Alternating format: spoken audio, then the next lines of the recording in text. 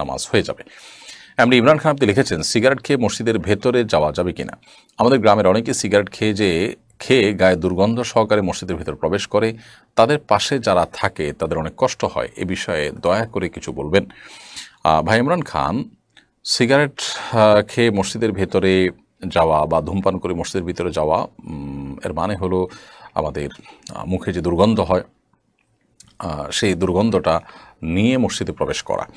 আর এতে মানুষজন যেমন কষ্ট পাবে, ঠিক একইভাবে মসজিদে ফেরেশতাদের অবস্থান থাকে, তারাও কষ্ট পান। নবী করিম সাল্লাল্লাহু আলাইহি ওয়াসাল্লাম বলেছেন, তাতাআদ্দাল মালাইকাতু বিমা ইয়াতাআদ্দা বিহি বনু আদম। আদম সন্তানরা যে সমস্ত বিষয়ের কারণে কষ্ট পায়, ফেরেশতারা একই বিষয়গুলোতে কষ্ট পান।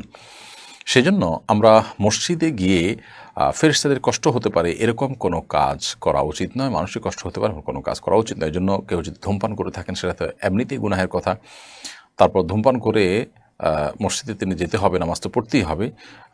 সেক্ষেত্রে তাকে ওযু করে মুখ ধুয়ে পরিষ্কার করে কুলি করে ভালো করে মুখের দুর্গন্ধ দূর করে নিয়ে তারপরে মসজিদে প্রবেশ করা উচিত। যদি একান্ত দুর্গন্ধ দূর করতে নাও পারেন, তার চেষ্টা থাকতে হবে অন্তত যে আমি কুলটুলি করে দুর্গন্ধ দূর করব, এরপর তিনি মসজিদে প্রবেশ করবেন। মমিনুল ইসলাম